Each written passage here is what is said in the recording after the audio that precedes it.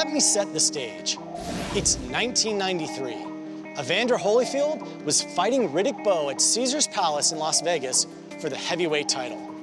Then, in the 7th round, chaos erupted. And a parachute has just landed on the edge of the ring. A man named James Miller, with a propeller strapped to his back, tried to land his parachute in the middle of the fight.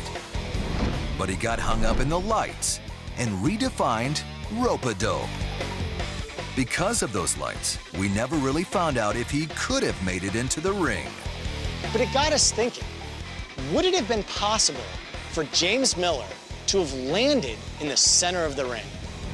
This is the science of the Fan Man.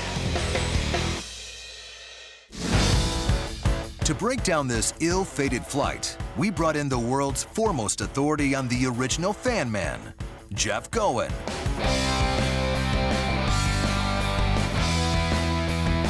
Jeff is a professional pilot who has flown virtually everything that can be flown. My day job is that I fly for a major airline as a captain on a 737. Pretty much I have flown about everything heavier than air.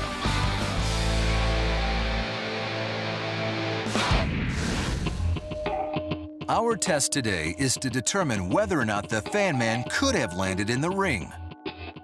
So outside the sports science laboratory in the parking lot, we've constructed a mock boxing ring, built on ground level for safety.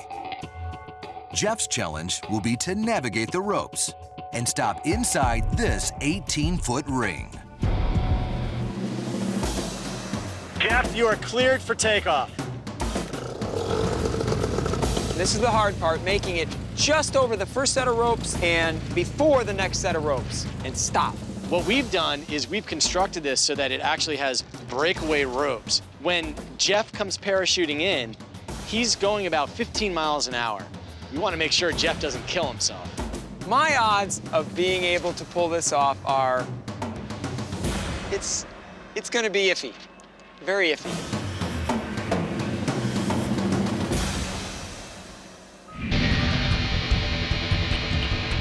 Riding shotgun for Jeff is fellow power paragliding enthusiast, Phil Russman. His helmet cam will document this crazy experiment. Both Phil and Jeff are flying powered paragliders just like the rig James Miller flew that night in Vegas.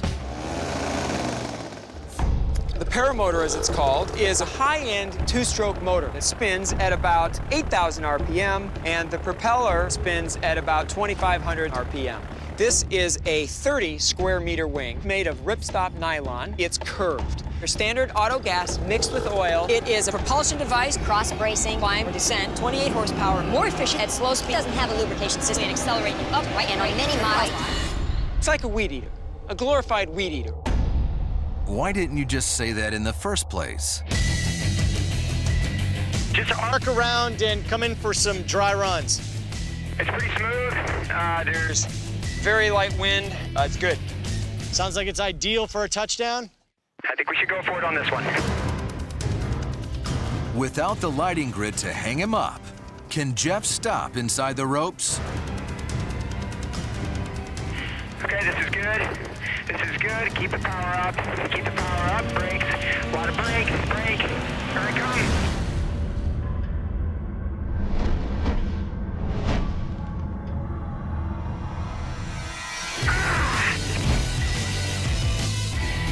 What happened on that?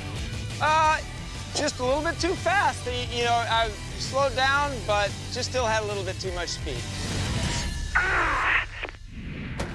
Coming in at almost 20 miles an hour, with the weight of the motor and fan to deal with, his momentum is simply too great to stop. If the original Fan Man had come into the ring with that speed, he would have bowled over the ropes and flipped right out of the ring. With a spinning propeller strapped to his back, it could have been disastrous. If something were to happen, if you were to misjudge and that motor was continuing to run and he went into any of those people, it's going to be an ugly scene.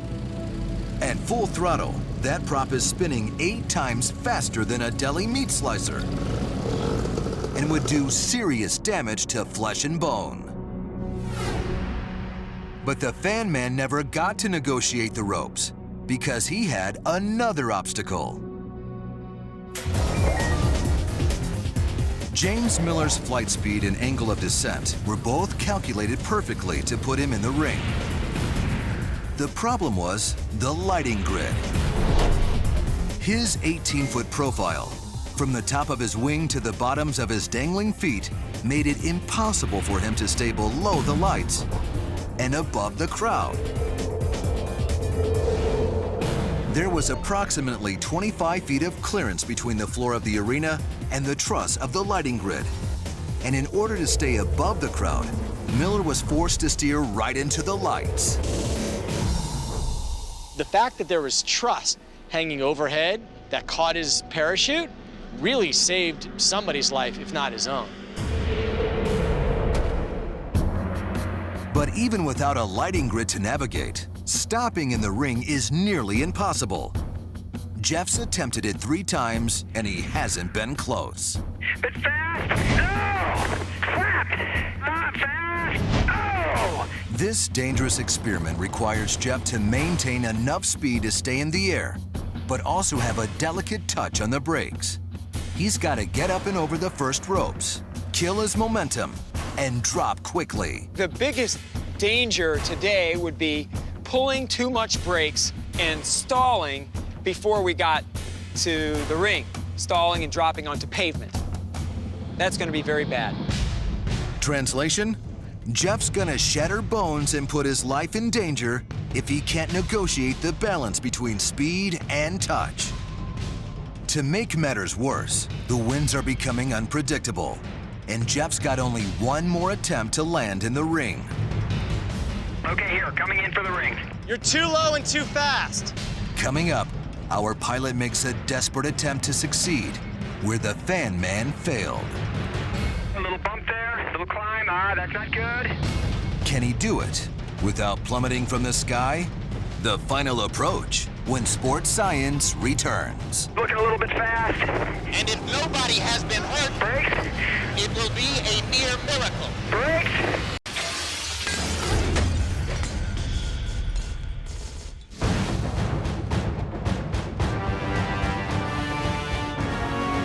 One of the craziest moments in sports history occurred back in 1993, when a man flying a powered paraglider crash-landed next to a heavyweight title fight. To find out if the fan man could have landed successfully inside the ring, we've enlisted pilot Jeff Goen. And so far, his 3 attempts haven't even gotten close. Oh! Jeff's only got one more try, because shifting winds are making this test riskier by the second. So we may be coming in and then get lifted and get a tailwind suddenly. So it can really play havoc with your flight plan. The pressure is on. Yeah, the pressure is on. Can Jeff touch down safely inside the ring? This is his last chance.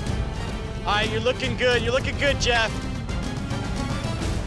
We're gonna come a little bit lower this time. A little bit lower, use the power. Make the left turn.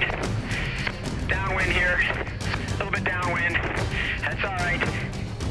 You got it, you got it! Power slow. Brakes. Brakes.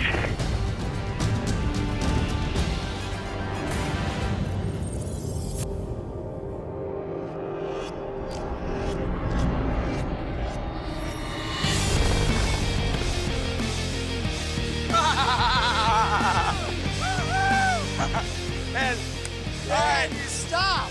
And I stopped. So without a lighting grid to bring him down, Jeff proves that yes, it would have been possible for the fan man to land his powered paraglider in the middle of that heavyweight title fight. I'm ecstatic. I'm ecstatic about the fact that it was successful. So I'm very pleased that it worked out as well as it did.